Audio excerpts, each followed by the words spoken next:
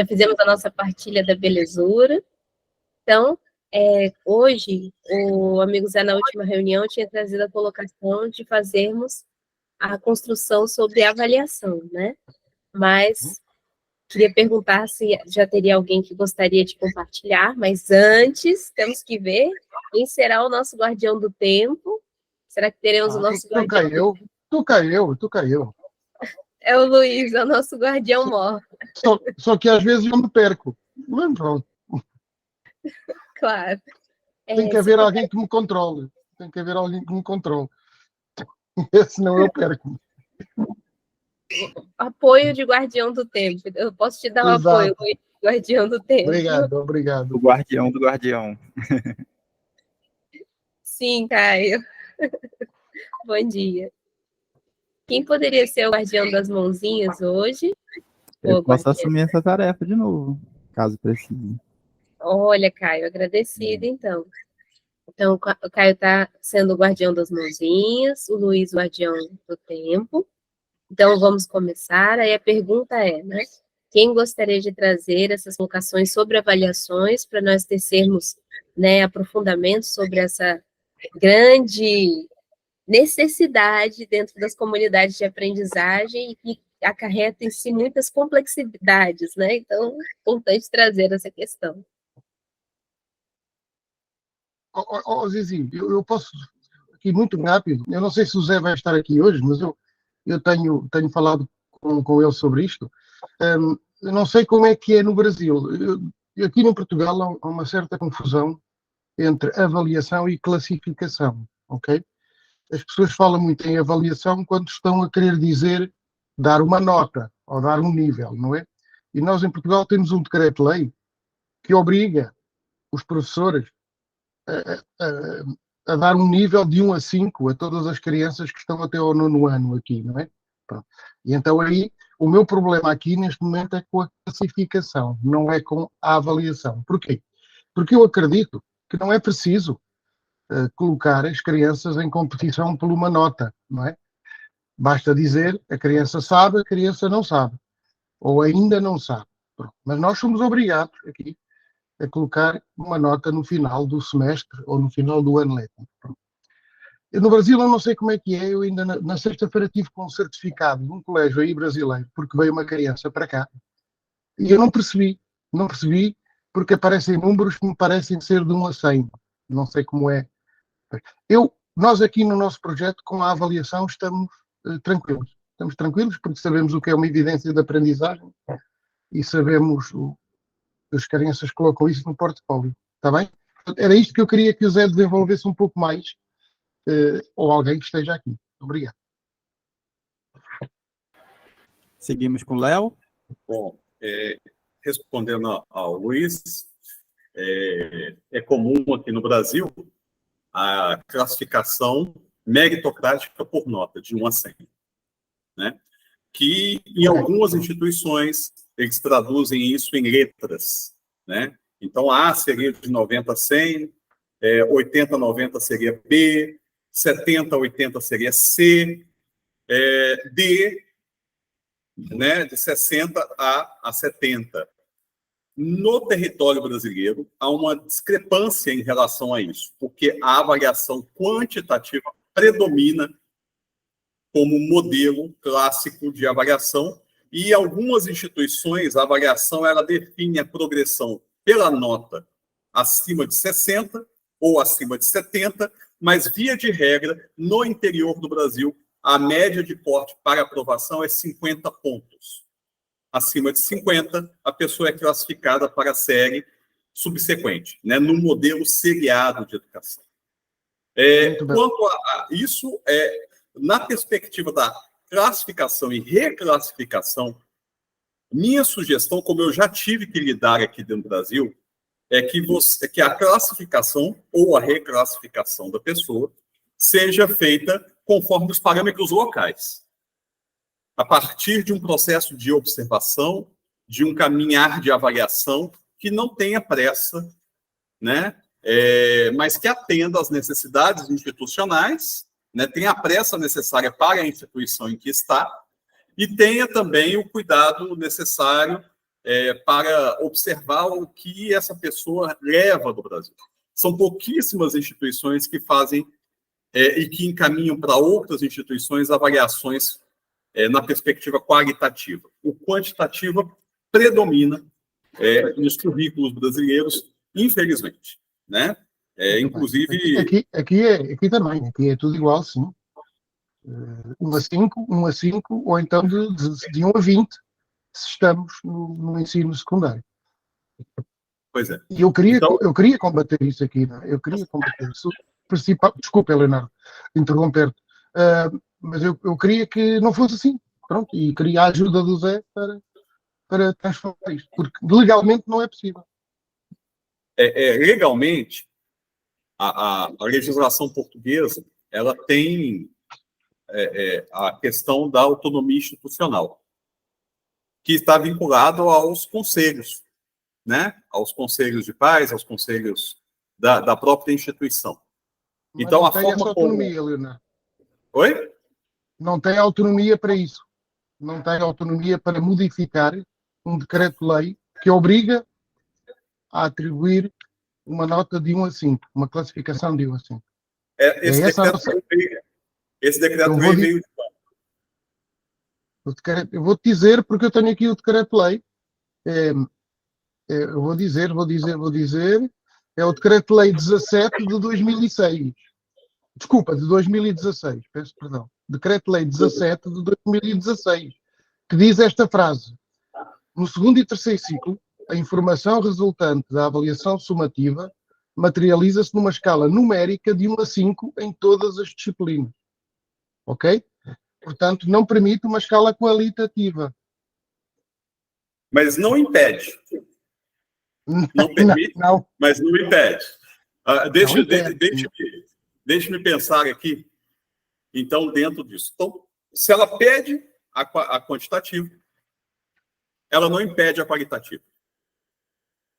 Então, nesse sentido, algumas instituições que têm dificuldade de lidar com os dois caminhos fazem exatamente isso.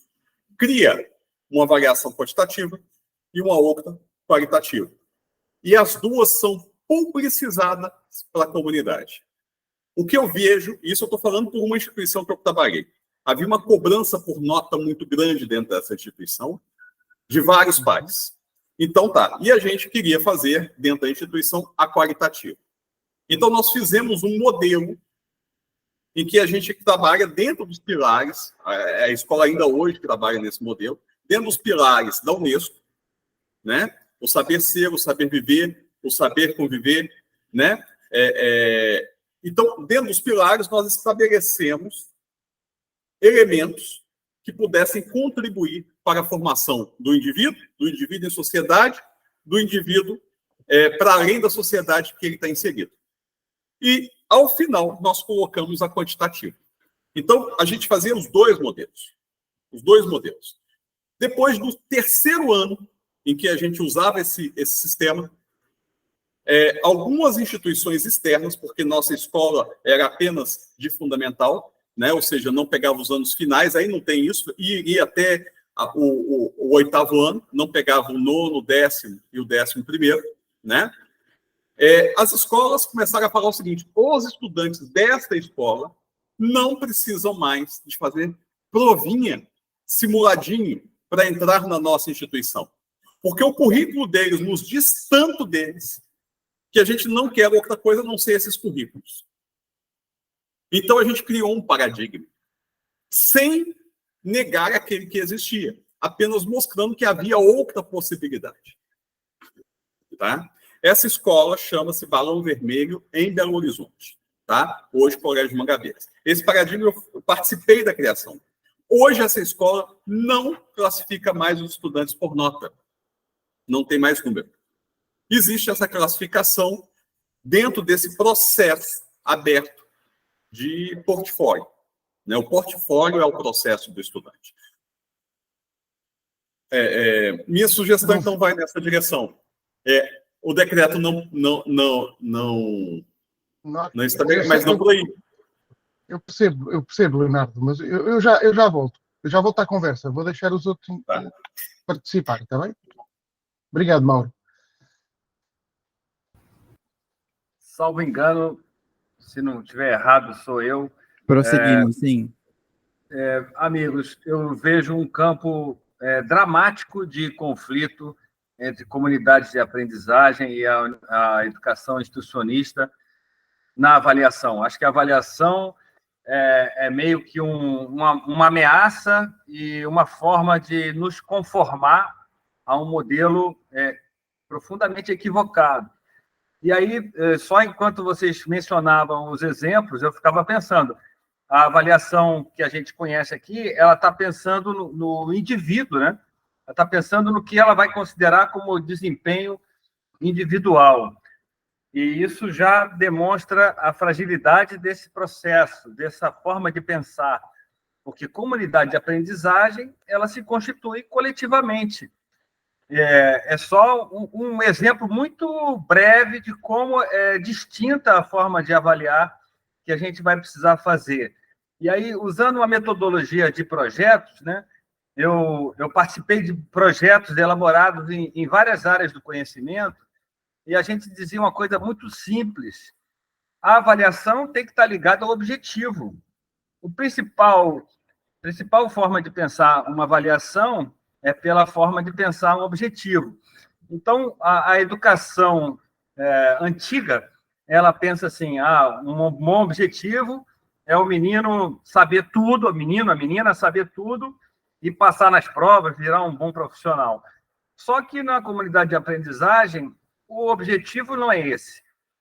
O objetivo é integração entre equipes, criação de vínculo com a realidade local, apropriação com sentido dos conhecimentos. Ou seja, aquilo que nós entendemos como processo é também resultado. Quando uma criança está feliz de ir à escola e ela traz um conteúdo que é apropriado pelo currículo para se tornar um elemento iluminador da aprendizagem, aquilo representa um processo, mas representa um resultado também. Porque o resultado de memorização ele é frágil e ele é insuficiente do ponto de vista que o Pacheco nos traz, né? E daí eu considero esse campo da avaliação um campo de longa disputa, porque, como o Luiz está lembrando, o Leonardo também, a legislação e todo o entorno está nos pedindo nota, está nos pedindo competição para ver qual foi a escola melhor, qual foi a turma melhor, qual foi o aluno melhor, e eu considero muito difícil fazer essa compatibilização. O Bruno, que às vezes está presente, ele ilustra esses conflitos, né? Quando ele se recusou a dar conceitos, porque ele disse que todas as crianças eram especiais. Acho que esse é um desafio para a composição de comunidade de aprendizagem, a partir dos objetivos, definir seus processos de avaliação e, mais adiante, claro, fazer como o Luiz está lembrando, o Leonardo também, a gente precisa conversar com o entorno e conversar com a legislação, às vezes para questioná-la, às vezes para explicar dentro da legislação aquilo que a gente faz, que considera importante.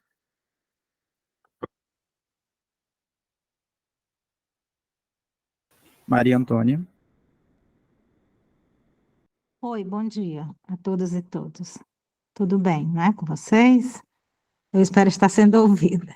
Pois então, eu também gostaria de dar de trazer alguma contribuição para essa questão, concordando com todos vocês, obviamente, e com a última fala do professor Mauro a respeito dessa complexidade tão maravilhosa. Ultimamente eu tenho usado maravilhoso tanto para o positivo como para o negativo, que é para ver se a gente digere algumas coisas, não é? Então, assim, nesse sentido, eu concordo que o currículo ele tem sido um gargalo maior nesse campo de disputa do que a avaliação, porque a avaliação está dentro do currículo, né? E o currículo brasileiro que a gente tem tido que lidar na educação básica, no ensino, que começa no ensino infantil, com as creches, né, com a renovação do ensino em creches, e que vai terminar aí, no nono ano, sobretudo, porque é o ano que entra a avaliação do PISA, não é, no Brasil, é esse currículo do português e da matemática para as provas, né, da avaliação do MEC, do INEP, para quem não é do Brasil, são termos aí que estão ligados à avaliação. O INEP é um instituto que se encarrega disso, tanto para a avaliação básica como para a chamada educação superior, e inclui docentes e discentes, e também, e aí tem suas várias siglas conforme a fase da avaliação, né? De um modo geral, está dentro do sistema da educação, da avaliação da educação básica, que é o SAEB, a RESC, a não sei o que, são várias provas aí que incluem o ensino infantil e o ensino, chamado ensino fundamental 1, que vai do primeiro ao nono ano. O ensino fundamental, de um modo geral, compreende na atual legislação o ensino médio, mas geralmente quando as pessoas se referem ao ensino fundamental é como se elas estivessem se referindo apenas do primeiro ao nono ano, mas inclui o ensino médio, o fundamental, né? No Brasil, que vai dos 4 aos 16 anos, se não me falha a memória. Aí, nesse sentido, essas provas todas vão avaliando a leitura e a escrita, basicamente, não é? Esquecendo que a leitura e a escrita compreende um currículo muito mais amplo do que ensinar o menino a ler e a escrever. E daí os problemas que, na minha interpretação, tem gerado, eu já escrevi sobre isso, já participei de um encontro até em Portugal defendendo essa questão, não indo para Portugal, no período da pandemia, inclusive. Então, assim, eu penso que tem um equívoco muito grande, que inclusive tem uma corroboração, de certa forma, dos pedagogos e das pedagogas, que se orgulham muito de ver que seus alunos estão tirando as notas máximas das provas de avaliação, tanto a nível de estado como a nível nacional, e se esquecem de trazerem um currículo mais dinâmico, que inclui, inclusive, que os teóricos, que tanto o professor Pacheco recrimina, não é? Que consideram de currículo oculto e o currículo oficial. O currículo oficial, básico mesmo, assim, que compreende história, geografia, português, matemática, ensino religioso e artes no Brasil, se não me falha a memória, ele está sendo totalmente negado em prol de ensinar os escritores de português e matemática. Então, esse é o currículo e a avaliação parte daí. E a avaliação não somente institucional, externa, como também interna, tem sido, grosso modo, dentro dessa compreensão. É a leitura que eu tenho a partir do contato que eu tenho com professores da educação básica dessa região. E daí a dificuldade muito grande que tem de entrar um projeto como esse do professor Pacheco na nossa região, porque nós somos absolutamente conservadores nesse campo, não é? Assim, a gente é aquele tipo que diz que concorda com o governo, contanto que você não perde o emprego. E assim, isso é levado muito à risca aqui na nossa região. Eu escuto isso em sala de aula dos estudantes, que estudam história e vão ensinar matemática no ensino fundamental. Mas você não tem condição de ensinar matemática, mas, professor, é o meu emprego. Eles dizem desse jeito, não importa o que é que eles estão fazendo na sala de aula, né? Então, assim, é isso que a gente vivencia, essa contribuição, grosso modo, dentro da perspectiva da educação básica, que eu queria colocar.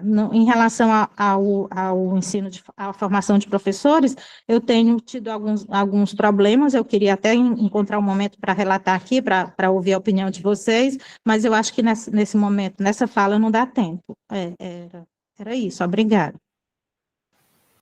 Próximo inscrito é o Luiz, com a palavra. Luiz está mutado.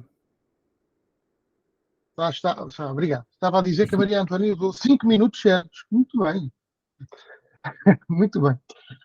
Deixa ver se eu explico a dificuldade aqui em Portugal. Nós, com as turmas piloto que estamos a implementar aqui, não temos dificuldade, ou por outra. Vamos tendo as nossas dificuldades, mas vamos conseguindo ultrapassá-las no que respeita à forma de trabalhar, à liberdade que os alunos têm, à própria avaliação dos trabalhos dos alunos, ao feedback que o professor pode dar. Tudo isso é uma prática que já está enraizada. A dificuldade é aquela que a Maria Antônia estava a falar, ou seja, o nosso sistema impõe às escolas, impõe às instituições de ensino um certo patamar de exigência que tem a ver com aritmética, ou seja, nós precisamos de demonstrar que a maioria dos alunos está no nível positivo. Pronto. E o nível positivo, numa escala de 1 a 5, é quando o aluno tem uma média de superior a 3. Ora, essa média só é possível fazer se eu estiver a trabalhar com números, não é? Não posso fazer uma média de avaliações qualitativas. Portanto,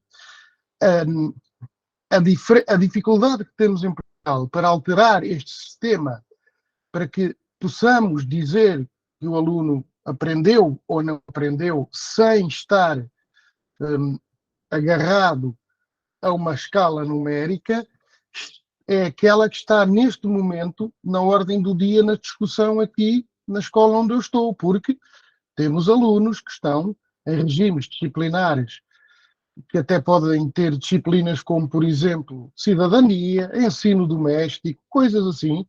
No entanto, eles têm que ter uma nota no final. O professor tem que dizer se eles aprenderam muito, pouco ou nada, através de um sistema, uma escala numérica, ok? Pronto. E este é, neste momento, a dificuldade que temos que avançar, porque se não avançarmos nisto, dificilmente o sistema permitirá um expandir das comunidades de aprendizagem. Muito obrigado. Com a palavra, o Leonardo. Bom, eu não sei se eu vou conseguir falar em 5 minutos, mas vamos lá. Luiz, o Luiz tem conhecimento do Decreto-Lei 54 de 2018. Tem? Claro. Então, no artigo 4 do Decreto-Lei, está assim: os pais ou encarregados de educação, no âmbito do exercício dos poderes e deveres que lhes foram conferidos nos termos da Constituição e da lei, têm o direito e o dever de participar e cooperar ativamente em tudo o que se relaciona com a educação do seu filho ou educando, bem como ascender a todas as informações constantes no processo individual do aluno, designadamente no que se diz respeito às medidas de suporte à aprendizagem e inclusão. Nos termos do disposto no número anterior, os pais ou encarregados da educação têm o direito a participar nas reuniões da equipa multidisciplinar, participar na elaboração e na avaliação do programa educativo individual, solicitar a revisão do programa individual, consultar o processo individual do seu filho ou educando, ter acesso às informações adequadas e a clara relativa ao seu filho ou educando. Quando comprovadamente os pais ou encarregados da educação não exerçam seus poderes de participação, cabe à escola desencadear as medidas apropriadas em função das necessidades educativas identificadas. Esse é o buraco. Esse é o buraco. Aí, esse buraco, ele é tampado pelo que a Maria Antônia acabou de dizer. Há um processo de acomodação com face à resolução do problema imediato, o emprego, né? E quando eu digo isso, em Portugal, ao menos ao que eu conheço, os amigos professores, o professor, ele é um professor da freguesia, ele é um professor lotado e que acaba tendo que viver no local, e o contrato dele, mesmo o professor contratado por um ano, é por um ano em 40 horas.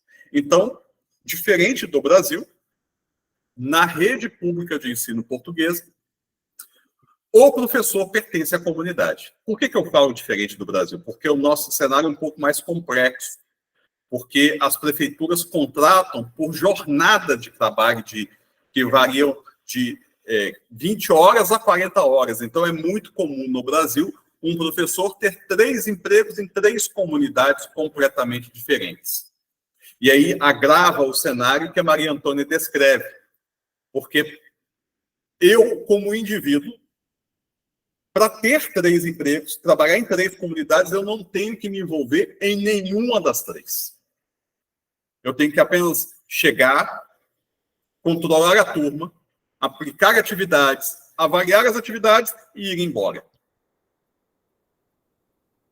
Tá? Esse é um gargalo muito sério dentro do projeto de educação do formato brasileiro. E eu estou falando, e esse não é, aliás, não é nenhum mais sério, é um dos sérios. É um dos sérios. Tá? Tem situações muito mais absurdas num país com dimensão continental. Uma vantagem de Portugal. Eu não vejo as turmas piloto. Luiz, eu sei que o Luiz está em cargo de direção, não é mesmo? Certo. Sim. Então, o Luiz tem se amparado muito no decreto 54 para justificar as comunidades. Né? Mas existe uma... Sim, desculpa. o problema não está aí, Leonardo. Eu já vou tentar mostrar o que eu estava a falar, mas continua. Tá. Aí eu tenho uma pergunta, até mesmo eu gostaria que mostrasse para que a gente pudesse ter esse cenário complexo. Como é a relação do Luiz, ou da comunidade, com a universidade mais próxima? Aqui, muito boa. Muito boa. Nós temos uma parceria com a Faculdade de Psicologia e Ciências da Educação, que nos acompanha e que até está muito alinhada com a forma de pensar que nós temos aqui na escola. Ok? Maravilha. Então me mostra o problema, porque até agora eu só estou vendo soluções. O problema está no governo e nas leis, Leonardo. Eu não posso, por exemplo, vou dar um exemplo, e desculpa estarem a falar em cima da tua fala.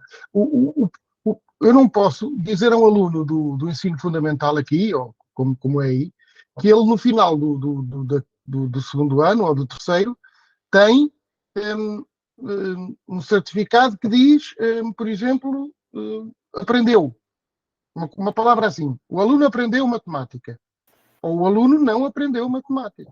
Eu tenho que lhe dizer que o aluno na matemática tem um 3 ou um 2. Entende? Porquê? Porque o Estado vai comparar as escolas com base numa escala numérica. Então, a minha escola, neste momento, tem uma média negativa. Tem uma média de 2, qualquer coisa, a todas as disciplinas de todas as séries, ok? E o Estado, aqui, compara as escolas com base no registro. Ora, se eu vou colocar os alunos, se eu vou colocar num certificado que o aluno aprendeu, por exemplo, não permite comparar. Certo, Leonardo? Não permite comparar as escolas. Então aí temos um problema institucional aqui. Embora eu já faça o que o Leonardo está a dizer, ok? Agora eu entendi. Não... Okay. Agora eu entendi. O seu problema é de comunicação. É de como comunicar de forma que isso seja validado dentro do Estado. Um pouco por outras isso. instituições. Então, o seu problema é de comunicação. Eu vou pedir a licença, eu vou me reescrever, porque já passou de 5 minutos, porque eu quero mostrar aqui algumas coisas. Eu tenho escrito nessa direção do que você tem falado, que é a questão do ato comunicativo. Para mim é muito importante. E aí eu quero mostrar aqui algumas coisas daqui a pouco, a partir dessa ideia da gestão comunicativa, tá? Mas na minha próxima vez. Já vou levantar a mão aqui de novo. Agora com a palavra, Zizi. Então, gostaria de falar, bem-vindo, amigo Zé. Ele está aguardando, ele solicitou que eu pudesse chamá-lo, que ele gostaria de fazer umas ponderações sobre essa colocação da avaliação e classificação. Amigo Zé, você consegue... Ele falou que está com dificuldade com o vídeo. Não sei se ele está conseguindo o áudio. Amigo Zé? Bom dia, ou boa tarde para o amigo Luís e português.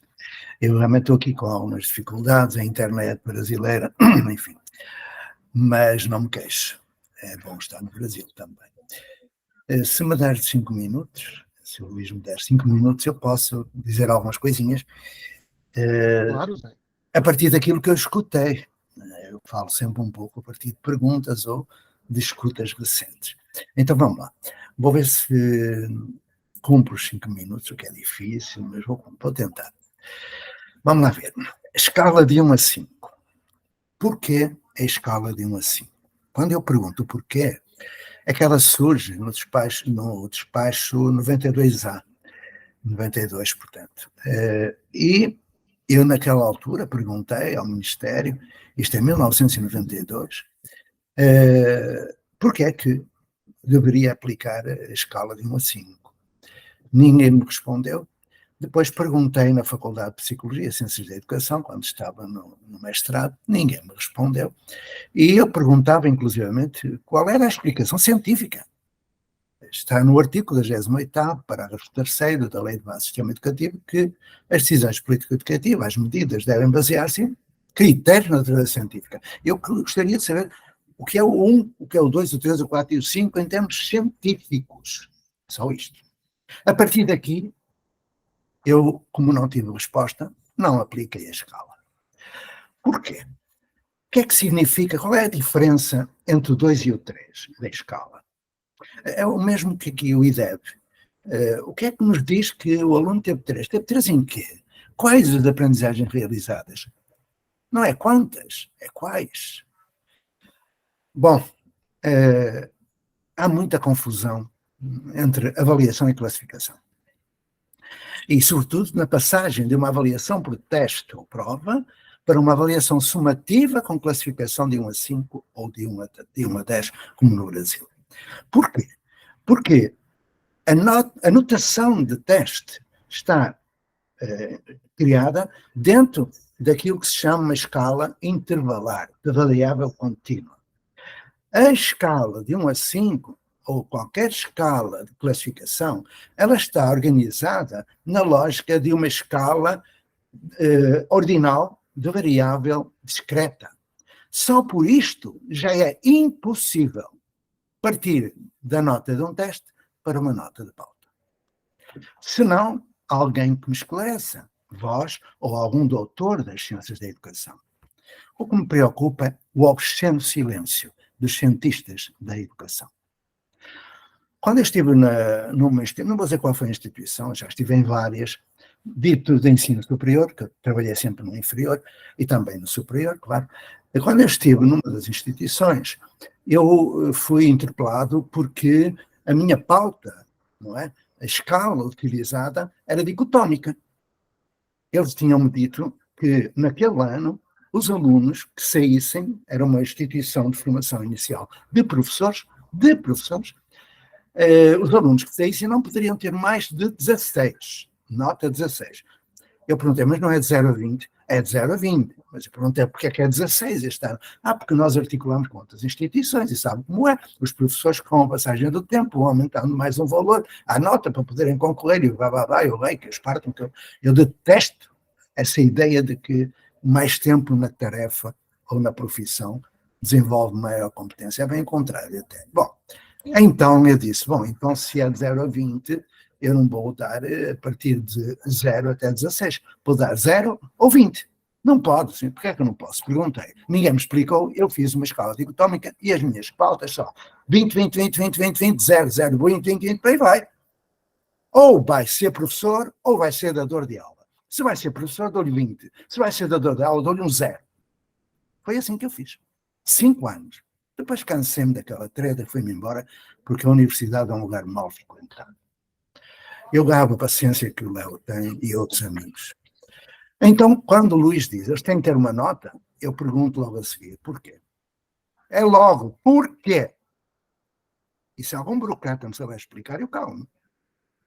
Então, se o artigo, depois o artigo 4º, invocado pelo amigo Léo, do decreto 54, diz que a família deve participar nas reuniões, da avaliação, onde é que isso está? Poderão dizer-me que condições tem uma família para participar na avaliação? O que é que os pais sabem da avaliação, meus amigos? Vamos lá ver se a gente se entende.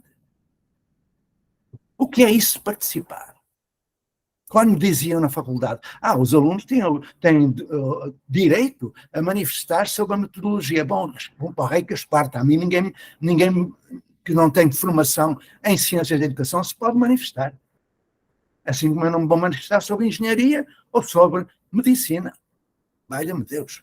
O Piaget já dizia que a educação é a única área das ciências humanas em que todo mundo se considera especialista.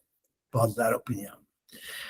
Então, fico ainda mais espantado quando o Luís me diz que tem uma parceria com a Faculdade de Psicologia e Ciências da Educação. Olha, meus amigos, eu fui o primeiro formado em Ciências da Educação em Portugal. Entrei na Faculdade do Porto, foi a primeira, em 1987.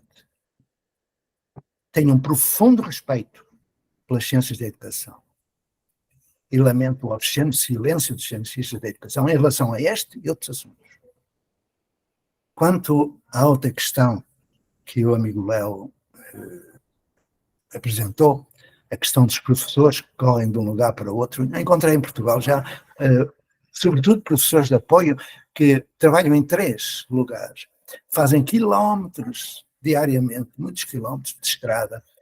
Eu pergunto, onde é que está o cumprimento da Lei de Base do Sistema Educativo, que diz, no parágrafo 1º do artigo 48º, que o professor deve residir na área onde trabalha, na comunidade onde exerce o mundo profissional. Está lá escrito. Será que não se sabe ler? Ou os cientistas da educação estão mergulhados num obsceno silêncio? É uma tristeza, não é? Bom, penso que os 5 minutos estão esgotados. Perdoai a minha forma de falar, mas já não tenho paciência para aturar essas tretas. E aquilo que eu digo é, perante estas imposições de escalas e outras coisas mais, desobediência civil. Ponto.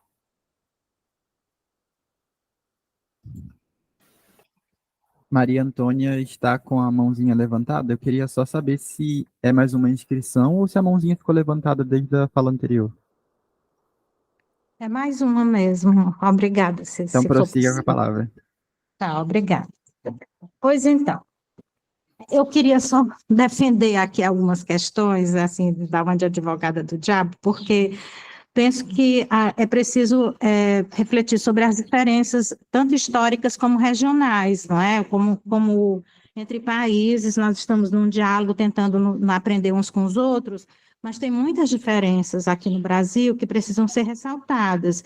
E uma delas é essa questão da formação de professores e da formação escolar que nós temos, dado o déficit colonial que nós temos, não é?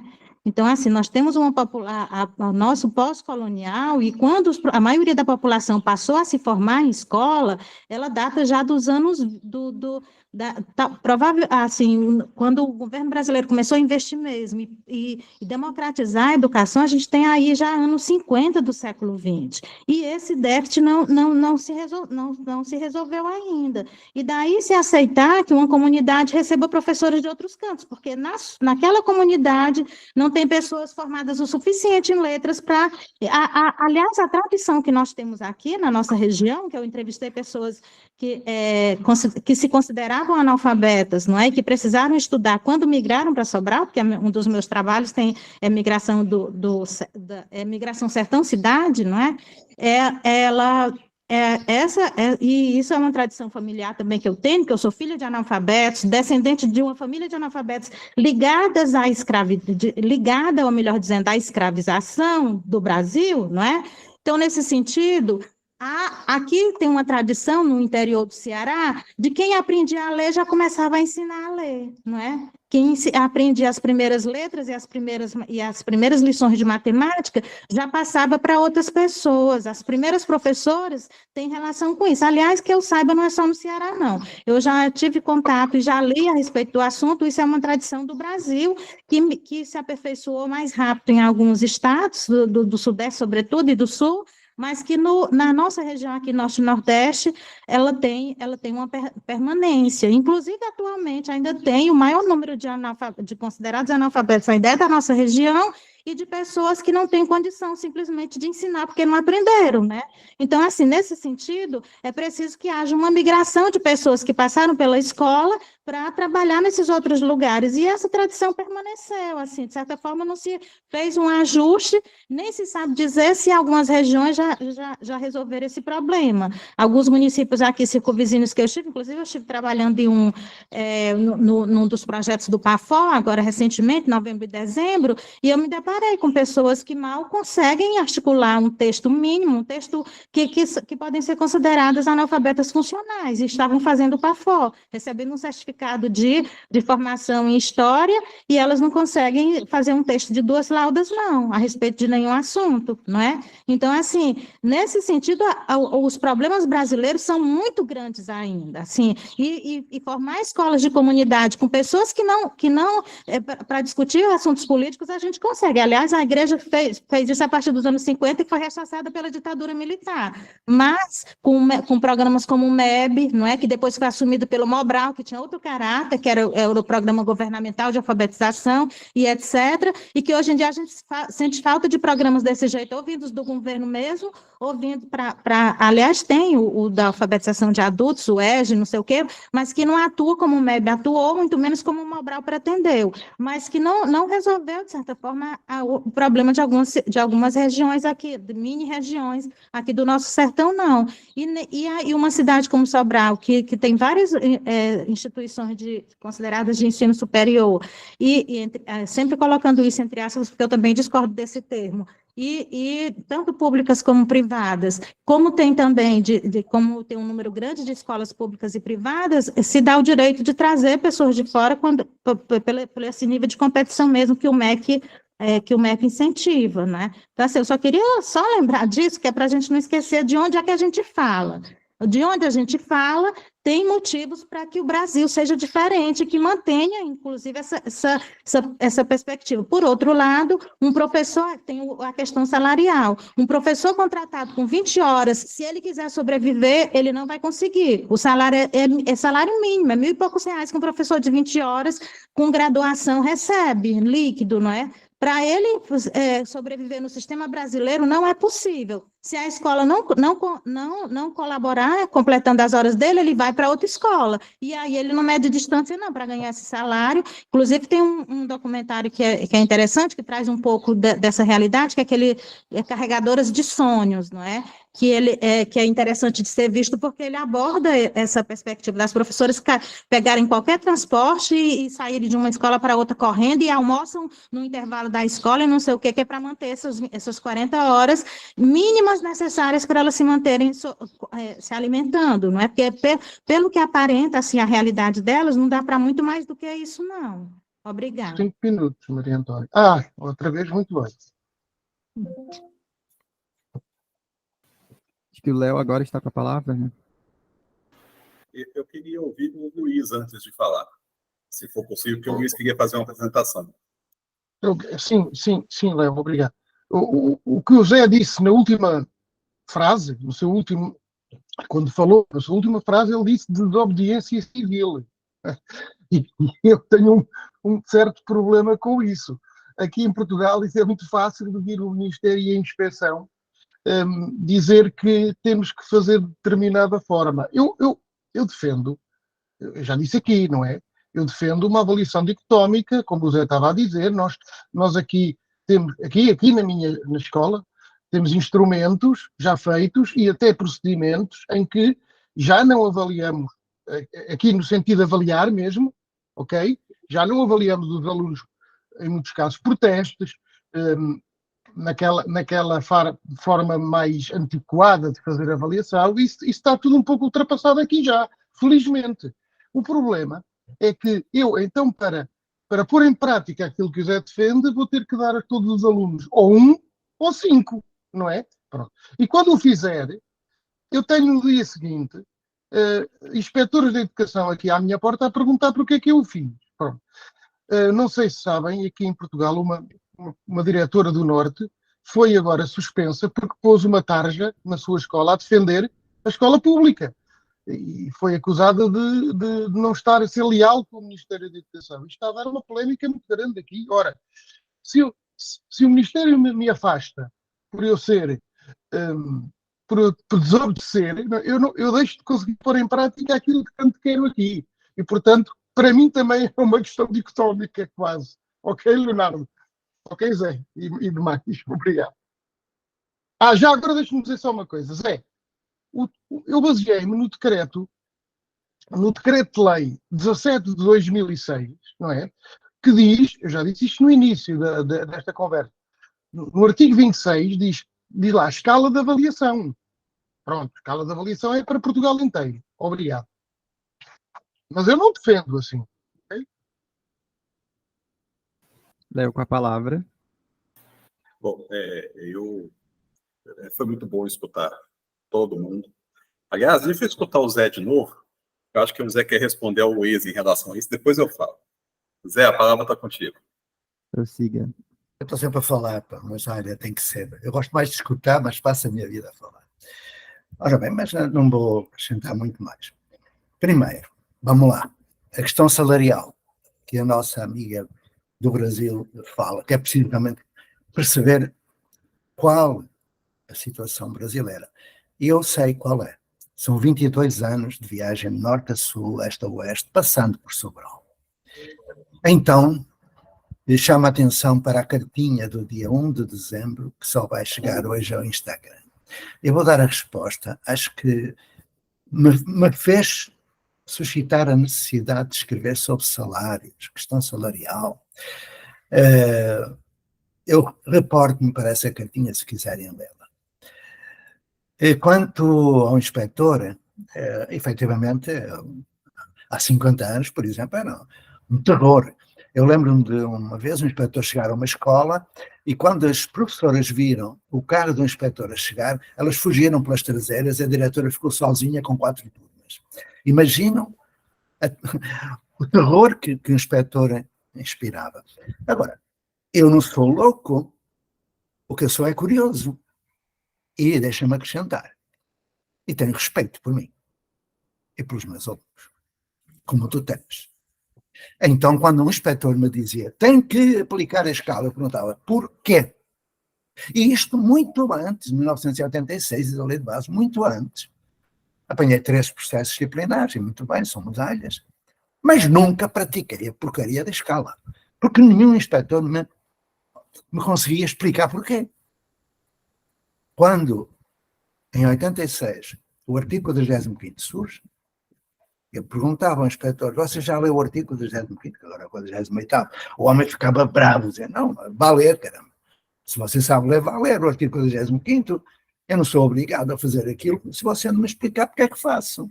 E explicar cientificamente, não é? Eu acho. É assim. Então, quando eu falo em desobediência civil, é porque eu cultuei muito o nosso Mahatma Gandhi e outros. E resulta, claro que não podes, Luís, agir sozinho. O que poderemos é, por exemplo, disputar já um movimento em favor dessa diretora que pôs uma taxa em defesa da escola pública e pôr em tribunal a porcaria da inspetora que lhe pôs o processo. As coisas estão completamente invertidas. Quanto à formação que a colega falou, a formação do Brasil é igual à formação portuguesa. Uma bosta. Uma porcaria em português de Portugal. Para não dizer outra coisa. Ou seja, se quiseres falar sobre formação, conversaremos. Mas não, nas universidades brasileiras, como nas universidades portuguesas, o que acontece não é formação. É formatação de dadores de aula, que sabem muita disciplina como lecionar, mas não sabem como se aprende. E esse é o drama das escolas portuguesas e brasileiras. A última coisa, isto para terminar, a última novidade, eu recebi ontem e hoje. O Ministério vai desenvolver mais um programa de alfabetização, uma coisa extraordinária. Sabeis quantos, desde há 22 anos que eu estou no Brasil, quantos programas de alfabetização o Ministério já produziu? 4. O último era o PNAEC, Plano Nacional de Alfabetização na Idade Certa. Qual é a idade certa? Bom, então, todos eles se pautaram nos mesmos princípios e no mesmo formato de desenvolvimento do projeto. Olho para a formação E quem vai fazer a formação em alfabetização? Quem vai? Quem vai para as secretarias de educação? Quem vai para as escolas? Quem? Professores universitários. O que é que eles sabem de alfabetização? Valha-me Deus. Não basta ler Emília Ferreira ou Magda, não basta ler. Eles nunca puseram os pés no chão da escola, eles não fazem ideia nenhuma como se alfabetiza. Vamos dar mais dinheiro a essa gente, muita gente vai enriquecer e vai ficar o mesmo número de analfabetos literais e funcionais que temos hoje. É uma pouca vergonha. Portanto, meus amigos, desobediência civil em equipe. Léo, a palavra com você. Bom, agora deixa eu falar um pouquinho. Léo, a gente Zé. pede que você se aproxime do microfone, por favor. Ah, tá. Não é porque eu estou com o fone aqui, eu pensei que tivesse um pouco melhor. Está melhor agora? Sim, sim. Tá. Então, o amigo Zé acabou de trazer um corte muito importante para o diálogo com a nossa amiga Maria Antônia. A Segunda Guerra Mundial. A desobediência civil é filha da Segunda Guerra Mundial. A escola moderna é filha de uma sociedade anterior à Segunda Guerra Mundial. A Segunda Guerra Mundial fez emergir um processo de reflexão sobre a modernidade. Eu não sou um pós-moderno, mas eu não acredito na modernidade estruturada aos moldes do Estado do século XIX. Eu quero mostrar algumas coisas aqui e que vão de acordo com a reflexão do Zé. E eu tenho me colocado muito nisso, Luiz, eu estive por muitos anos como gestor de instituição de ensino. Então, entender que a coisa mais comum que há é o gestor ser visto como um representante do Estado, como um braço do Estado, né? É a forma do Estado manter o medo. O Estado moderno, ele é o Estado herdeiro da perspectiva moderna hobbesiana, tá? Então, ele é o Leviatã associado a um princípio moderno de pensamento positivo kantiano. No pensamento positivo kantiano, não excluindo da palavra do pensamento positivo kantiano a palavra amor, ordem e progresso. Essa é a norma do Estado. Ponto. Essa norma não é aceita na perspectiva da desobediência civil. Por isso a desobediência civil.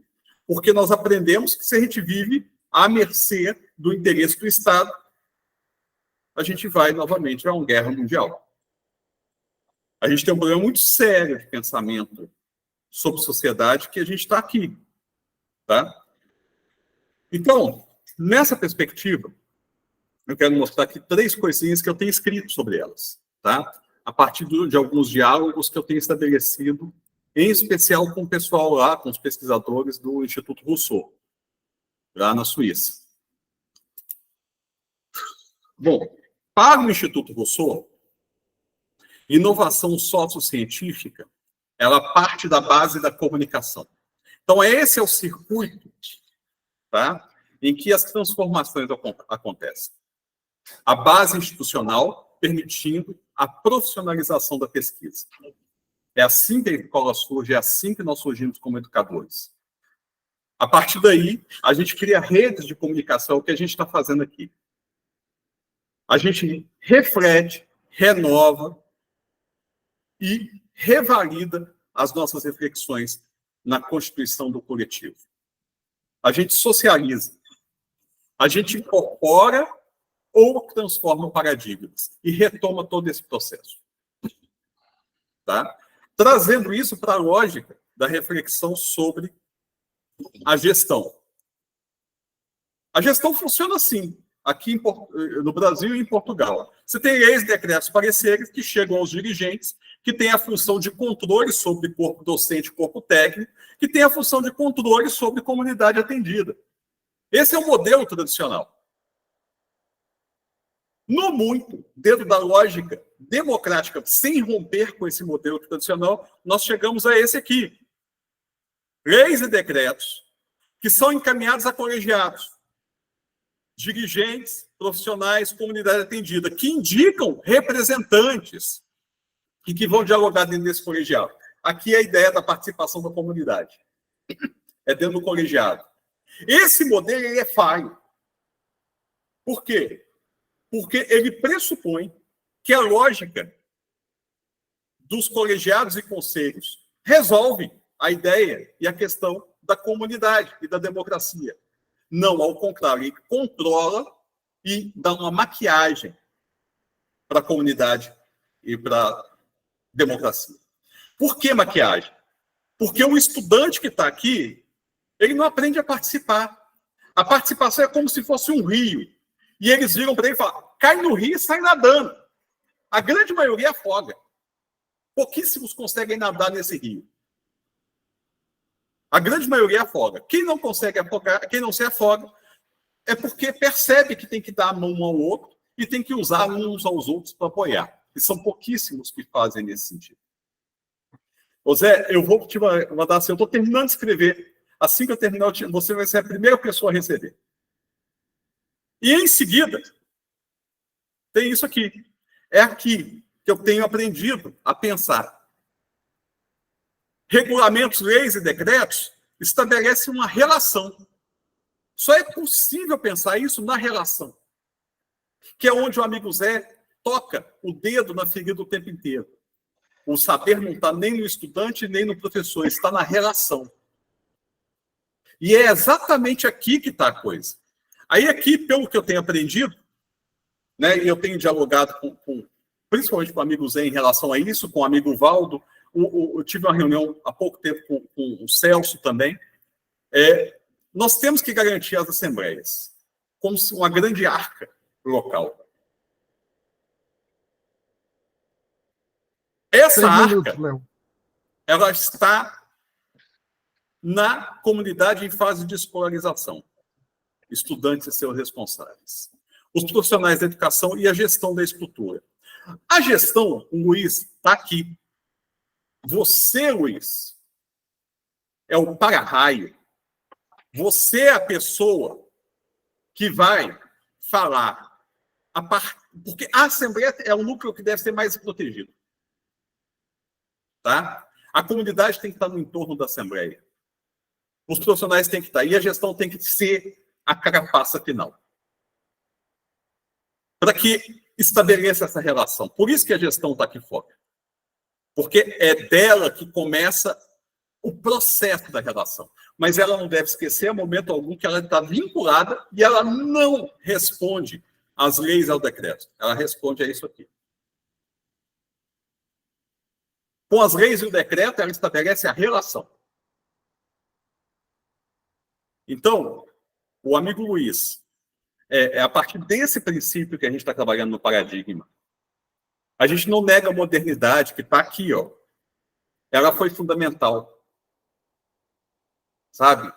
Mas é nesse processo da relação que a gente constrói o processo interno na instituição.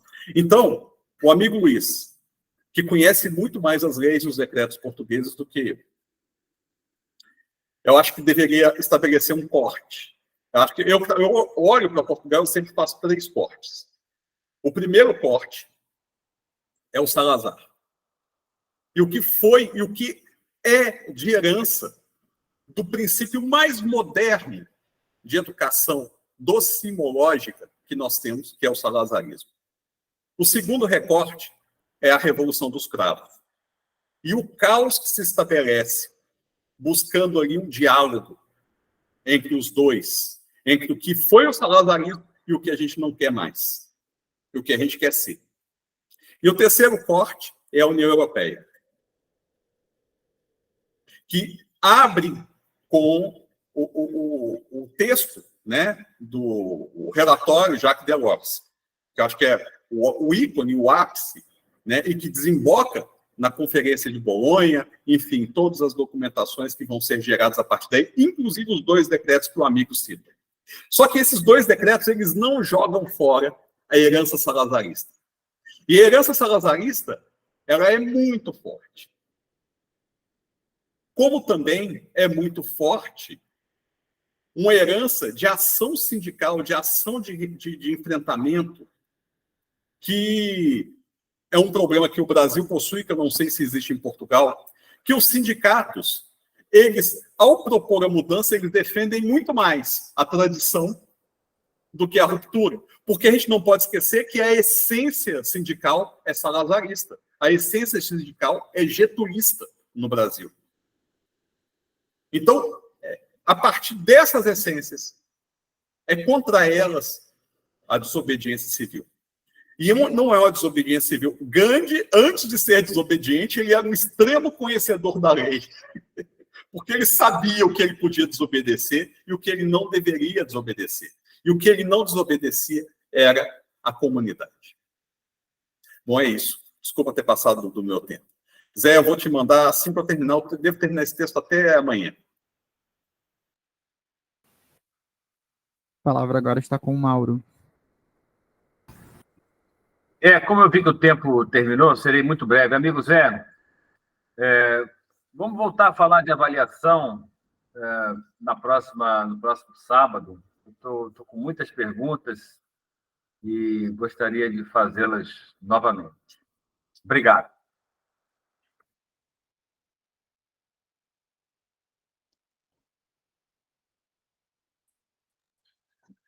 Prossiga, Zizi.